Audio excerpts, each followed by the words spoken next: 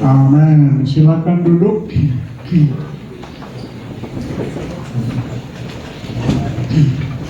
Dalam perjalanan kami ada satu hal yang sangat menyedihkan.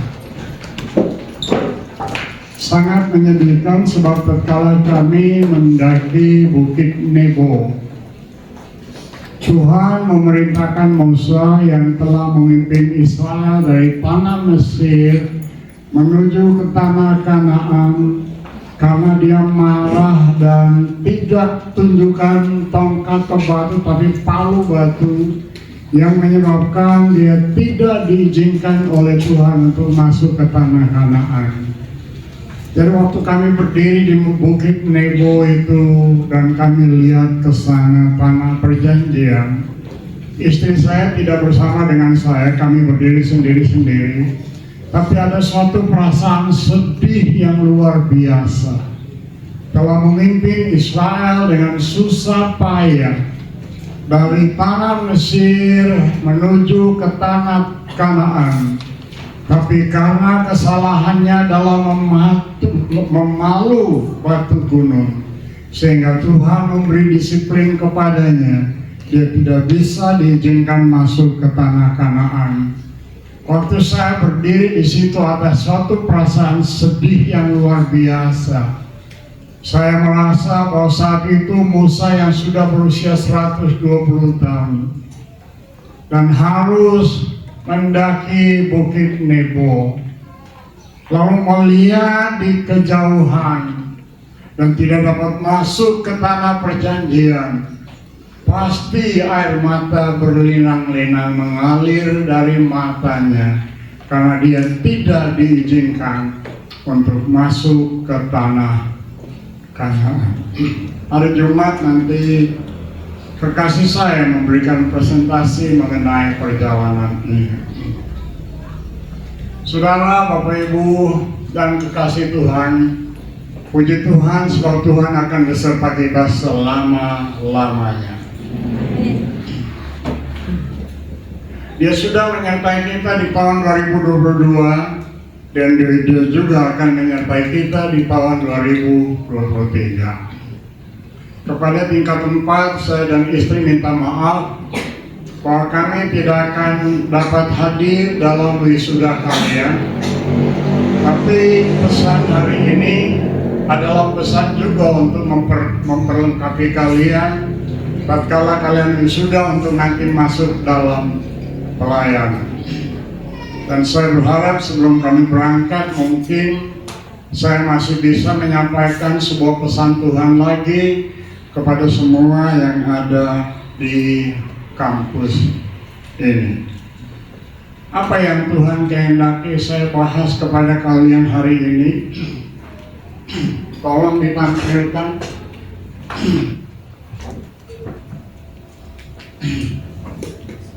Ini yang Tuhan kehendaki saya tampilkan kepada semua, yaitu the transforming power of the grace of God. Transformasi yang pasti terjadi dalam kehidupan setiap insan manusia yang menerima kasih karunia daripada Allah. Apapun kondisi hidupmu, berapa banyak dosamu yang kau lakukan, kalau engkau terbuka untuk menerima kasih karunia Allah, di mana dosa bertambah-tambah, kasih karunia Allah berlimpah-limpah. Tepuk tangan bagi Yesus Tuhan.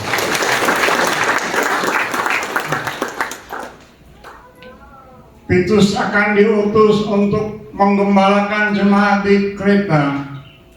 Lalu inilah pesan daripada Rasul Paulus kepada anak rohaninya. Saya hanya mau angkat beberapa ayat kepada mereka yang dapat membaca bersama dengan saya. Kita baca sama-sama. 1, 2, 3. Karena kasih menyelamatkan semua manusia sudah nyata. Dia mendidik kita supaya kita meninggalkan kefasikan dan keinginan-keinginan duniawi, dan supaya kita hidup bijaksana, adil, dan beribadah di dalam dunia sekarang ini, dengan menantikan penggenapan pengharapan kita yang penuh bahagia dan penyataan kemuliaan Allah yang Maha Besar dan Juru Selamat kita Yesus Kristus, yang telah menyerahkan dirinya bagi kita untuk membebaskan kita dari segala kejahatan dan untuk menguruskan bagi dirinya suatu umat kepunyaannya sendiri yang rajin berbuat baik. The transforming power of the grace of God, transformasi kehidupan yang pasti terjadi karena kasih karunia daripada Allah. Dalam ayat yang ke-11 mengatakan bahwa kasih karunia Allah itu sudah dinyatakan, dan dinyatakan lewat kelahiran Yesus Kristus ke dalam dunia ini. Marilah kita melihat dulu bersama-sama mengenai definisi dari kasih karunia Allah. Semua baca definisi ini bersama-sama. 1, 2, 3. Kasih karunia adalah kehidupan, kuasa, dan kebenaran Allah yang diberikan secara cuma-cuma bagi manusia. 2 kali lagi. 1, 2, 3. Kasih karunia adalah kehidupan, kuasa, dan kebenaran Allah yang diberikan secara cuma-cuma bagi manusia. Nyata melalui kelahiran Yesus Kristus ke dalam dunia ini. Tujuan daripada Allah menyatakan kasih karunia-Nya kepada manusia, maka akan terjadi transformasi dalam kehidupan. Kalau tidak terjadi transformasi dalam kehidupan, itu tanda bukti Anda belum menerima kasih karunia Allah. Saya ulangi sekali lagi. Kalau tidak terjadi transformasi dalam kehidupan yang berdasar bagaimanapun juga, tanda bukti Anda belum menerima kasih karunia Allah. Itu sebabnya orang yang paling berdosa, dia jelaskan kenapa Yesus datang ke dalam dunia ini. Dan orang yang paling berdosa itu yang sekarang mengajar kita dari Titus pasal yang kedua yang namanya Rasul Paulus.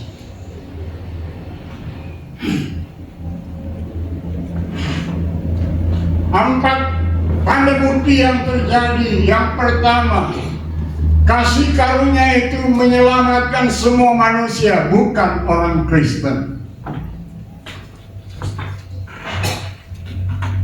Waktu Yesus lahir belum ada orang Kristen. Halo? Semua dengar saya atau tidak? Yesus lahir ke dalam dunia untuk menyelamatkan semua manusia yang sudah jatuh ke dalam dosa. Kasih karunia Allah menyelamatkan manusia yang percaya. Ayat yang paling populer diajarkan untuk satu orang, dan orang itu namanya Nikodemus, rabi orang Israel, mengerti kebenaran tapi tidak tahu tentang kelahiran baru. mengerti kebenaran tapi belum diselamatkan. Nah, saya berharap saja kalau ada yang masuk keluar kebaktian sudah mengikuti pendidikan di SD3, tapi kalau belum selamat, kiranya hari ini membuka hati untuk menerima kasih karunia Allah. Haleluya. Karena masuk keluar gereja tidak menjamin keselamatan. Keselamatan hanya ada dalam Yesus. Kalau kita terima Yesus, kita terima kasih karunia-Nya. Kita terima kehidupan Yesus di dalam kehidupan kita. Menyelamatkan kita dari apa? Karena demikianlah Allah mengasihi dunia, sehingga dikaruniakan anaknya yang tunggal, supaya barang siapa yang percaya tidak binasa, melainkan beroleh kehidupan yang kekal. Barang siapa percaya pada anak, ia beroleh hidup yang kekal.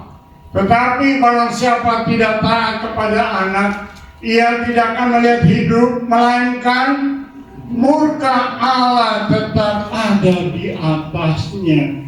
Dan jadi dari satu ayat ini saja kita dapat mengenal Allah dalam suatu pengenalan secara pribadi, bahwa Allah kita itu adalah Bapa yang penuh dengan kasih sayang, tapi Allah kita itu juga adalah Raja yang penuh dengan murka engkar,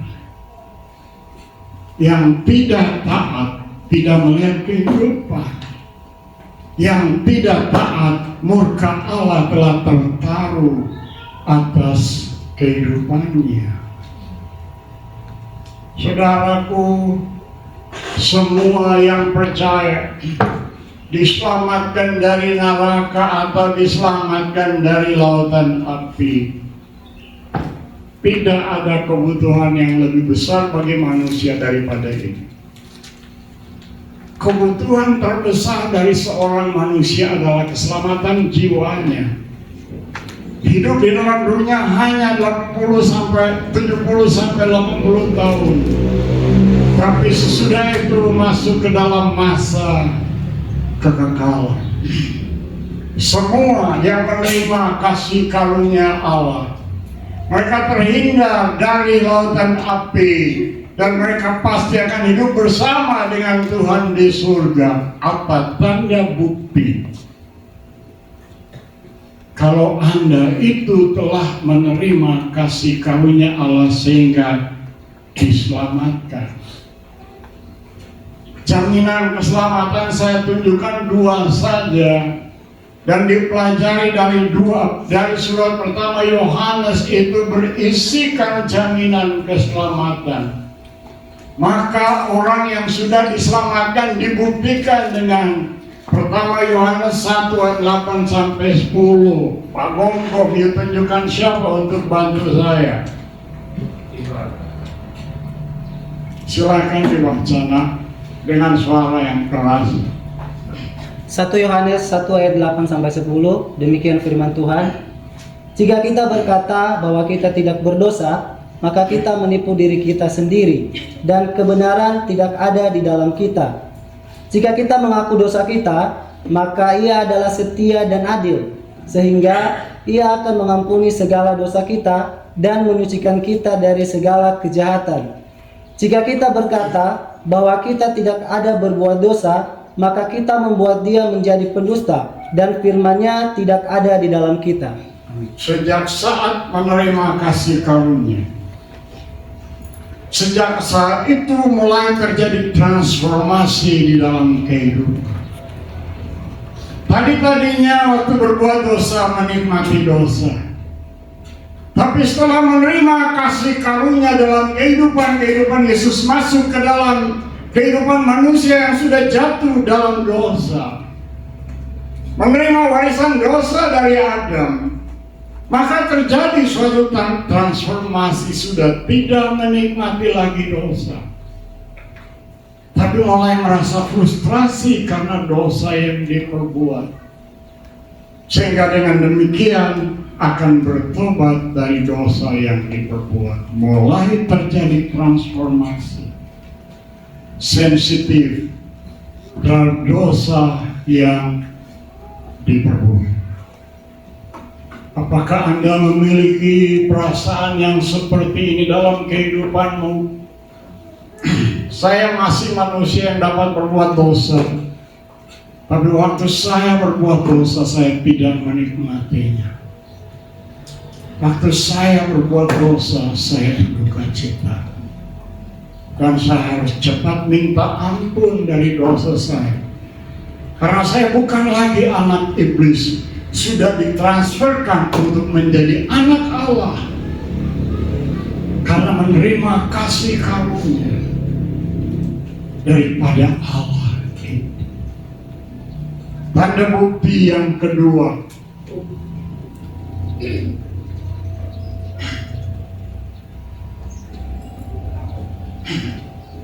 tanda bukti yang kedua, pertama Yohanes pasal 2 ayat 3 dan ayat yang keempat. Silakan baca lagi nak. Thank you.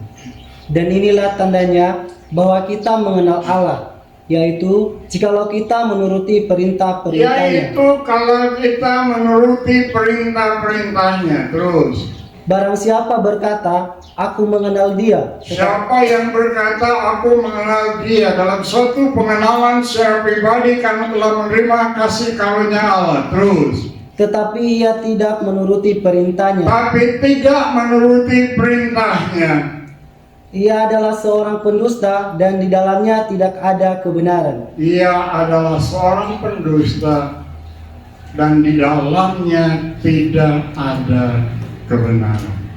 Saya kasih dua tanda bukti saja untuk membuktikan. Sebab saya tahu akan ada orang-orang tua yang katanya sudah ikut Tuhan, tapi di masa tuanya mereka begitu ketakutan mengenai kematian.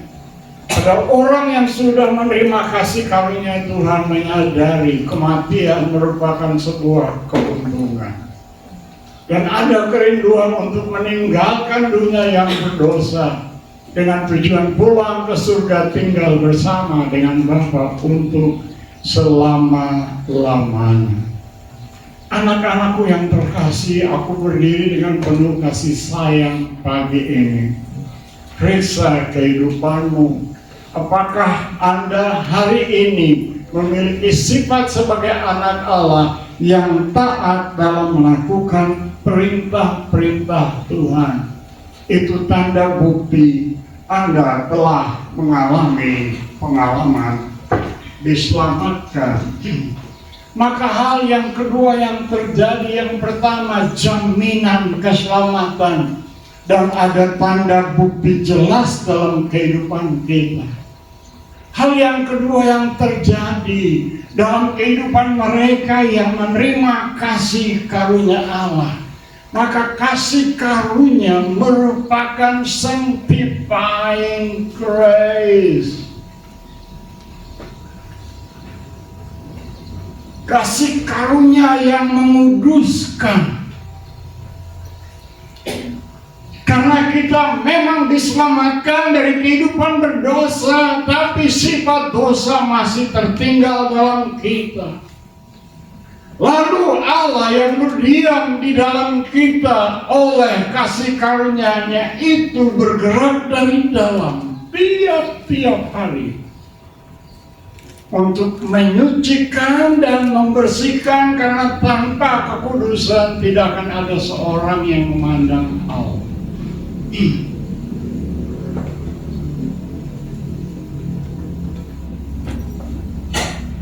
Ia mendidik kita.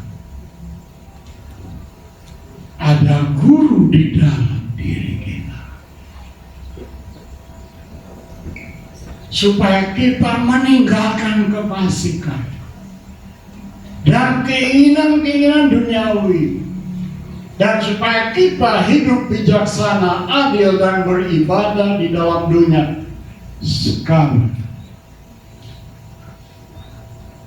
Tanpa meninggalkan kefasikan, tanpa meninggalkan keinginan-keinginan dunia, tidak ada satu kehidupan kekudusan selama di dunia yang berdosa seperti sekarang.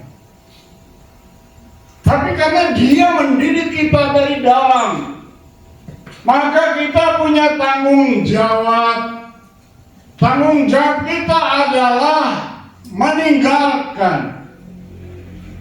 Dan apa yang harus kita tinggalkan?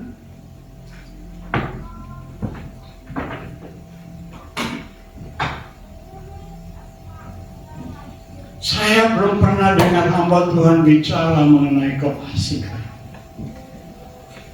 Belum pernah. Tapi banyak sekali Alkitab berbicara mengenai fasik. Siapa orang fasik itu? Apakah orang Kristen termasuk orang fasik? Barangkali. Siapa orang fasik itu? Apakah mahasiswa SM3 termasuk orang fasik? Barangkali. Siapa orang fasik itu? Apakah mahasiswa IKBP termasuk dalam kelompok itu? Mungkin dan barangkali. Apakah pendeta-pendeta termasuk dalam kelompok itu? Daripada saya berkata, lebih baik kita lihat firman. Banyak Alkitab berbicara mengenai orang fasik. Dan ternyata orang fasik, kalau orang Kristen tidak jaga, adalah orang fasik. Kalau mahasiswa-mahasiswi di kampus ini tidak jaga, adalah orang fasik. Kalau pendeta-pendeta tidak jaga, adalah kelompok orang fasik. Saya cuma mau pakai dari Mazmur pasal 50. Ini satu pasal yang luar biasa, sebab Allah menampakkan dirinya sebagai the mighty one, yang maha kuasa. Datang untuk apa? Datang untuk menyelidiki umatnya. Mari baca Mazmur pasal 50. Tetapi kepada orang fasik Allah berfirman, apakah urusanmu menyelidiki ketetapanku dan menyebut-nyebut perjanjianku dengan mulutmu? Padahal engkaulah yang membenci teguran dan mengesampingkan firmanku. Jika engkau melihat pencuri, maka engkau berkawan dengan dia dan bergaul dengan orang berzina. Mulutmu kau biarkan mengucapkan yang jahat, dan pada lidahmu melekat tipu daya. Engkau duduk dan mengata-ngatai saudaramu, memfitnah anak ibumu. Itulah yang engkau lakukan, tetapi aku berdiam diri. Engkau menyangka bahwa aku ini sederajat dengan engkau. Aku akan menghukum engkau dan membawa perkara ini ke hadapanmu. Perhatikanlah ini, hai kamu yang melupakan Allah, supaya jangan aku menerkam dan tidak ada yang melepaskan. Terima kasih banyak. Orang fasik itu siapa? Lihat Allah menampakkan diri sebagai hakim kepada siapa, akan menghakimi siapa, bukan orang berdosa. Akan menghakimi siapa? Umat yang telah mengadakan ikatan perjanjian dengan aku. Umat yang tahu menyembah Tuhan. Tapi dalam umat yang tahu menyembah Tuhan itu, waktu Tuhan datang kepada mereka, yang sekarang Tuhan datang kepada kita. Dan Tuhan sedang menemukan di antara kita. Jangan-jangan ada orang-orang fasik di antara kita. Orang fasik adalah orang yang tahu firman tapi tidak peduli dengan firman itu yang ada dalam ayat-ayat ini. Hidupnya bertentangan dengan firman Allah. Orang fasik adalah orang yang benci teguran. Orang fasik adalah orang yang kompromi dengan dosa. Orang fasik adalah orang yang mulutnya penuh dengan kejahatan, tipu daya, fitnah, dan segala macam. Mazmur pasal 50, Tuhan Allah datang kepada umatnya dengan tujuan supaya umatnya bertobat dari kefasikan. Kasih karunia mendidik kita sekalian untuk meninggalkan kefasikan. Puji Tuhan kita semua dapat meninggalkan kefasikan. Tidak mau meninggalkan itu adalah tanggung jawab pribadi dengan Tuhan. Tapi kalau sudah diselamatkan, sudah menerima kasih karunia Allah, maka kasih karunia akan terus bekerja sepanjang umur hidupmu. Sehingga dosa-dosa seperti yang dijelaskan dalam Mazmur 50 ini akhirnya lepas dari kehidupan kita. Terlepas dari kefasikan, terlepas dari keinginan-keinginan duniawi. Kita semua masih butuh uang, yes. Selama kita tidak menjadi tamak akan uang, akar dari segala jenis kejahatan. Hal-hal duniawi yang kita butuhkan Tuhan pasti sediakan buat kita, katakan amin. Pasti. Kalau Tuhan kehendaki salah satu dari antara mahasiswa IKBP menjadi kaya raya, pasti jadi karena itu kehendak Allah. Dan dia pasti memberi kemampuan dengan kasih karunia-Nya. Bagi mereka dari ST3 ya sama, kalau Tuhan kehendaki kaya raya untuk memberkati banyak orang, pasti. Tapi kita akan lepas dari tamak akan uang yang adalah akar dari segala jenis kejahatan. Orang yang mengasihi dunia tidak akan mungkin dapat melakukan kehendak dari Allah. Bila kita meninggalkan kefasikan dan bila kita meninggalkan keinginan-keinginan dunia, akibatnya kehidupan yang kudus di tengah-tengah situasi berdosa merupakan fakta nyata dalam kehidupan anak-anak Allah. Haleluya. Itulah kasih karunia yang menguduskan kita, karena Dia mendidik kita untuk meninggalkan. Kasih karunia yang ada dalam kehidupan kita menyebabkan kita sebagai umat Tuhan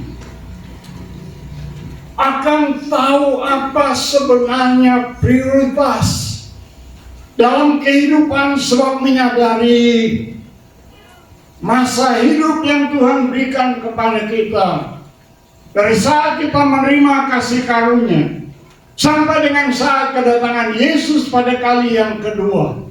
Sebab Alkitab penuh berisikan kebenaran tentang kedatangan Yesus kali yang kedua lebih banyak dari kedatangan Yesus yang pertama kali.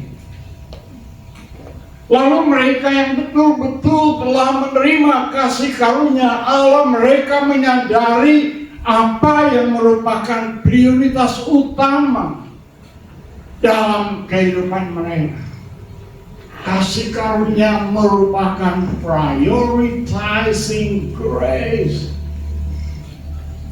Lalu fokus dan semua aktivitas yang kita lakukan adalah berfokus kepada kekekalan. Karena harinya akan tiba semua kita berhadapan dengan kursi pengadilan Yesus Kristus. Maka fokus dari yang semua kita kerjakan, termasuk dengan keuangan kita, fokusnya adalah kekekalan. Saya dan kekasih saya waktu di Israel, saya bilang istri saya, buat apa beli di sini? Satu hari ada banyak pakaian kotor mau dicuci. Lalu coba lihat harga yang harus dibayar. Satu hem lengan panjang bernilai $20 US. Satu hem. 200.000 perak. Akhirnya saya sama mami ambil keputusan bawa pulang pakaian kotor ke Indonesia karena terlalu mahal.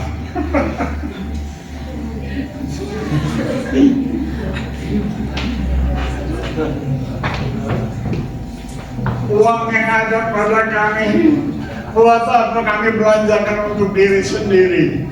Uang yang ada pada kami ingin kirim ke sana terlebih dahulu. Sebab kami akan hidup dalam masa kekekalan. Kalian juga akan hidup dalam masa kekekalan, bukan? Gunakan apa yang ada padamu dengan tujuan harta tersedia. Fokus, karena sebentar kita akan menjadi penguasa-penguasa di dunia ini untuk selama-lamanya. Itu rencana Allah dari awal, dan dipulihkan kembali untuk kita karena kedatangan Yesus ke dalam dunia ini. Orang takut untuk memasuki tahun 2023. Umat saya tidak takut karena kasih karunia tersedia bagi kita. Katakan amin. Kasih karunia itu apa? Energizing grace. Kemampuan ilahi.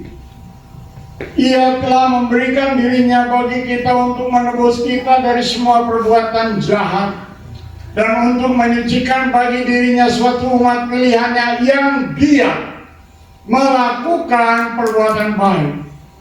Jadi sebelum mereka masuk surga, mereka akan melakukan banyak perbuatan baik sesuai dengan karisma dan potensi yang Allah berikan kepada mereka.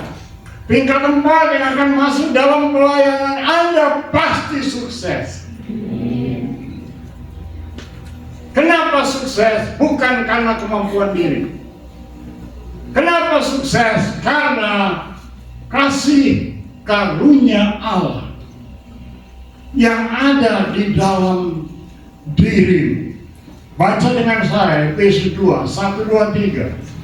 Tidak kekuatan Allah diciptakan oleh Yesus Kristus untuk melakukan pekerjaan yang dipersiapkan Allah sebelumnya, supaya kita hidup di dalam. Supaya kita hidup di dalam.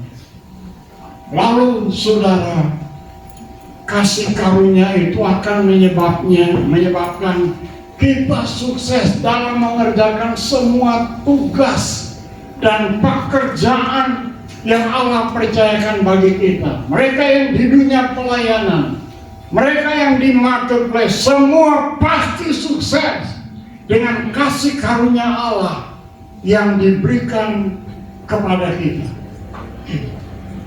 Yang kedua, tampil sebagai pemenang dan bukan pecundang menghadapi tekanan. Kita akan berhadapan dengan kesulitan di tahun 2023. Saya ulangi, kita akan menghadapi kesulitan di tahun 2023. Katakan amin.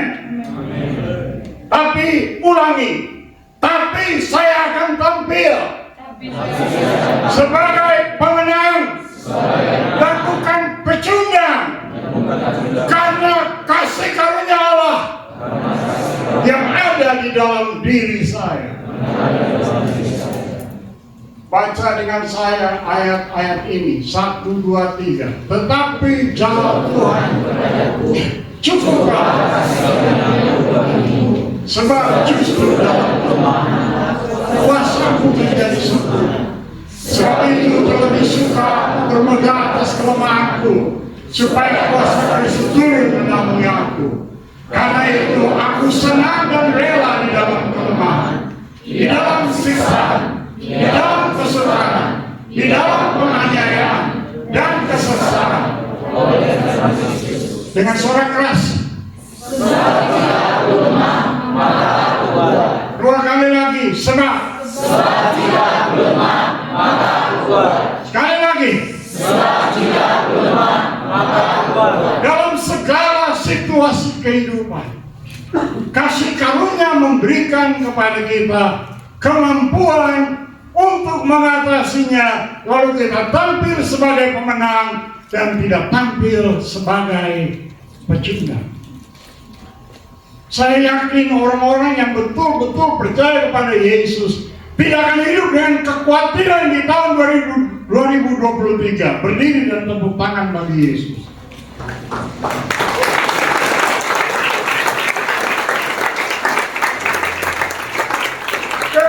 Kekhawatiran adalah dosa. Semua lagi. Kekhawatiran adalah dosa. Itu dosa terhadap Allah. Bunga Tuhan pelihara, burung di udara Tuhan pelihara. Kita lebih penting dari bunga dan burung di udara. Setuju? Tuhan pasti memeliharakan kita di tahun 2023. Kasih karunia-Nya berlaku untuk kita sekalian. Silakan duduk, Tuhan Yesus memberkati. Saya akhiri dengan bagaimana caranya kasih karunia Allah ini terus mengalir dalam perjalanan kehidupan kita.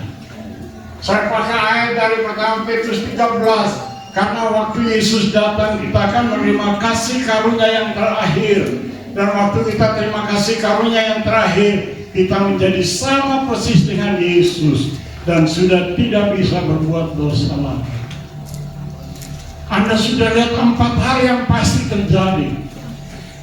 Karena kehidupan ilahi, karena kuasa, dan karena kebenaran Allah yang ada di dalam kita, itulah kasih karunia Allah. Maka bagaimana kasih karunia itu mengalir terus dalam kehidupan kita? Yang pertama, hiduplah dalam kerendahan hati. Berapa dari antara kalian yang mau hidup dalam kerendahan hati? Boleh saya lihat tangan diangkat? Kalau rendah hati hari ini kepastikan dibuang semua. Katakan amin. Kalau hari ini betul-betul rendah hati, yang tidak dengar-dengaran, yang benci teguran, hari ini bertobat. Haleluya. Di mana dosa bertambah, di situ kasih karunia Allah berlimpah.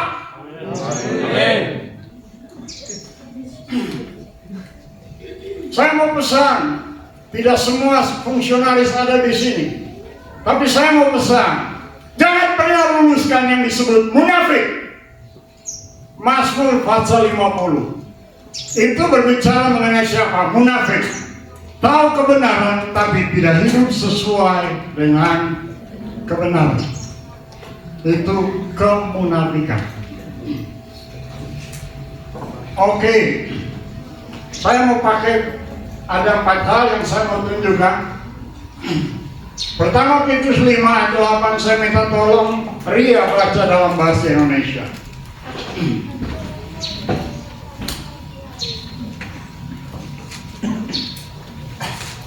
Pertama, Petrus 5 ayat 8, silakan baca Ria.